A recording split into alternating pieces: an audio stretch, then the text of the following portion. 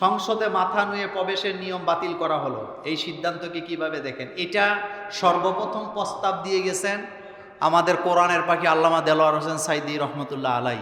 এটা আপনাদের মনে আছে? মানে স্পিকার সাহেব উপরে বসে থাকে, সংসদ সদস্যরা যখন গেট দিয়ে ঢুকে তখন তারা এরকম ঝুঁইকা ঢুকে। আমি তো আর সংসদে যাই নাই, যতটুকু শুনছি জানছি সেটাই বললাম। তখন আল্লামা সাইদি সাহেব যখন সর্বপ্রথম সংসদ সদস্য হন, তিনি যখন এটা দেখলেন তখন তিনি স্পিকারকে আপত্তি জানালেন যে কোনো মুসলিম আল্লাহ ছাড়া কারো সামনে মাথা নত করতে পারে না। হযরত খালিদ বিন ওলীদ রাদিয়াল্লাহু তাআলা আনহুকে অমুসলিমরা দাওয়াত দিছিলেন, তো তারা চালাকি করে গেটটা একটু নিচা বানাইছে। কি বানাইছে? নিচা বানাইছে, যাতে মাথাটা ঝুইকা যাওয়া লাগে। হযরত খালিদ বিন ওলীদ এটা টের পাইলেন যে এটা গেটটা কি এমনভাবে বানানো হয়েছে যে গেটটা আমার মাথায় লাগবে। তিনি গেটের কাছে গেলেন, তরবারি উল্টা পিঠ দিয়ে এত জোরে আঘাত দিছে গেট ভাঙ্গা চুরমার। তারা জিজ্ঞেস করলেন, আপনার জন্য গেট বানাইলাম, আপনি ভাঙ্গা ঢুকলেন? তিনি নির্দ্বিধায় জবাব দিলেন, কোন মুসলিম আল্লাহ ছাড়া কারো সামনে মাথা নত করে না। সুবহানাল্লাহ, সুবহানাল্লাহ। তো এটা স্পিকার হোক, রাষ্ট্রপতি হোক, বিচারপতি হোক, কারো সামনে মাথা নত করা যাবে না। আমাদের দেশে এগুলো আছে, বিচারকের সামনে দাঁড়াইলে এমনি থাকে। এটা একটা শিরকি আকীদা, এটা একটা শিরকি আকীদা। কিন্তু আসামি এভাবে দাঁড়ায়, অ্যাডভোকেটরা বলে দেয় এমনি দাঁড়ানোর জন্য। তো এমনি দাঁড়ালে তোমার বিচার এদিক সেদিক যাবে নাকি? যাবে না। তো এই সিদ্ধান্তটা যুগান্তকারী একটা সিদ্ধান্ত। এবং বর্তমানে যারা সংসদে স্পিকার আছেন, আমার কাছে তাদেরকে নিরপেক্ষই মনে হয় এখন পর্যন্ত। তারা খুব ভালো ভূমিকা রাখছেন, তারা খুব ভালো চালাচ্ছেন। আমরা দোয়া করি সবাই যেন মিলেমিশে দেশটাকে আগায় নিতে পারি এবং দেশটাকে যেন আল্লাহ শিরিক মুক্ত করেন, আমরা বলি আমিন। সম্প্রতি বিভিন্ন এলাকায় মাদক ব্যবসায়ীদেরকে গণপিটুনি দিয়ে এলাকা ছাড়তে বাধ্য করছেন। ইসলাম এ ব্যাপারে কি বলে? দেশে আইনের শাসন এটা একটা গুরুত্বপূর্ণ বিষয়। মদ, জুয়া, গাঁজা এগুলা হালাল না হারাম? জোরে কর না। সমাজে যতগুলা অপরাধ হয় 90% অপরাধের সাথে নেশা জড়িত।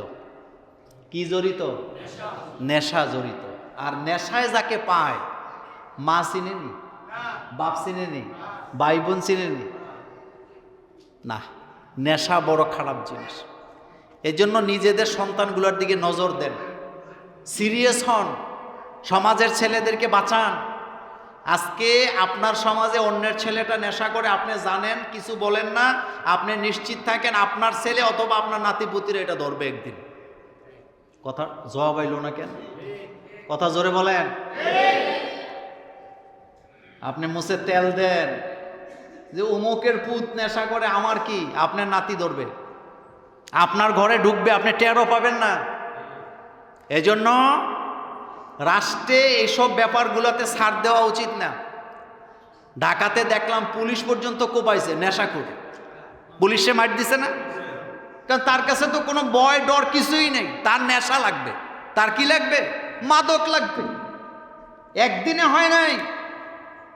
মাদক সেবনকারীরা এমন পর্যায়ে চলে যায়, তার কোনো ভালো মন্দ বিচার করার যোগ্যতা থাকে না, অনুশোচনা তার মধ্যে থাকে না। এজন্য নিজের এলাকা সহ সব এলাকাকে কন্ট্রোল করেন, প্রয়োজনে আইন শৃঙ্খলা বাহিনীকে খবর দিবেন।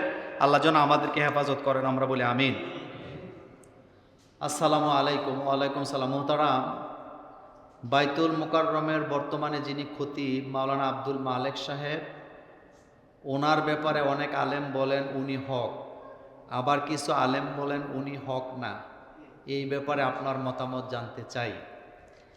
তিনি একজন বড় আলেম, তিনি একজন আলেমদের উস্তাদ, তিনি উপমহাদেশের একজন শ্রেষ্ঠ লেখক। এখন ব্যাপারটা হলো, মানুষ যখন কোনো চেয়ারে বসে, নিচ থেকে চেয়ারটা চালানো যত সহজ মনে হয়, আসলে কি ব্যাপারটা তত সহজ না। অনেক সময় আমরা চেয়ারম্যানরে গালি দিই না, এটা করে না, হেডা করে না। আপনারে চেয়ারম্যান বানাইলে আপনি একবারে চালাইতেই পারতেন না। যেমন আমরা বিভিন্ন মন্ত্রীদের সমালোচনা করি, বিভিন্ন ডিসিএসপিদের সমালোচনা করি, প্রশাসনের লোকদের সমালোচনা করি, কিন্তু আমি এটা বিশ্বাসও করি, আমার এই জায়গায় বসাইলে আমি পারবো না, কারণ এই জায়গাগুলা খুব ক্রিটিক্যাল জায়গা, এই জায়গাগুলা অনেক কঠিন জায়গা। তিনি যেই জায়গায় বসে আছেন, তিনার ডাইনে বামে সামনে পেছনে অনেক বাধা বিপত্তি আছে নাকি নাই? আছে। তারপরে উনি যতটুকু বলছেন আলহামদুলিল্লাহ, আরো বলবেন। কিন্তু একটা কথা সবসময় মনে রাখবেন, আমরা যেন কারোরে বড় করতে যাই, কারোরে যেন ছোট না করি। এটা করা ইসলামে কি নাই?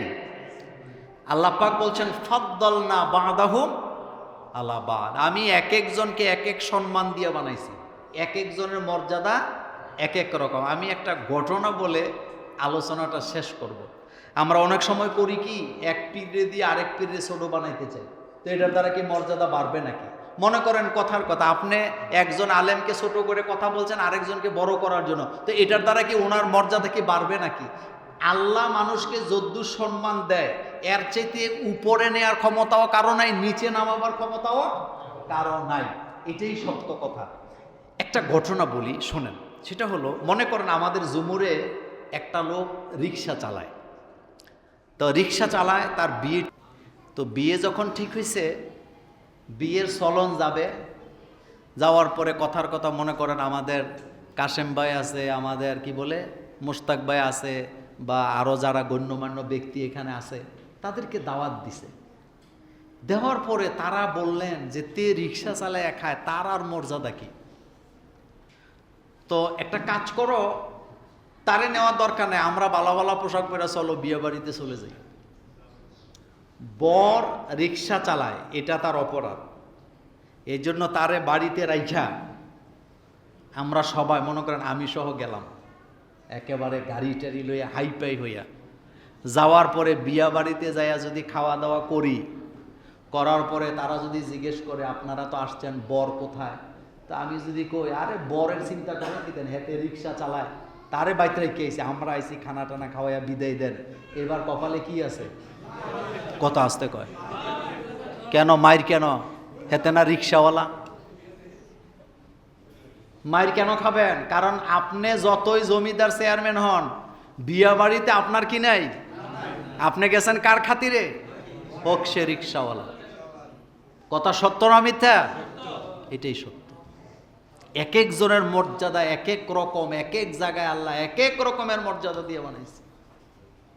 আমি এখানে বসে খুতবা দেই, আপনারা নিচে বসে আছেন, আমি একেবারে আলিশান ভাবে কত ভাবে কথা বলি, কিন্তু আমি যদি কোনো আদালতে ঢুইকা বিচারকের চেয়ারে যায় বই, আমার কপালে মাইর আসেনি?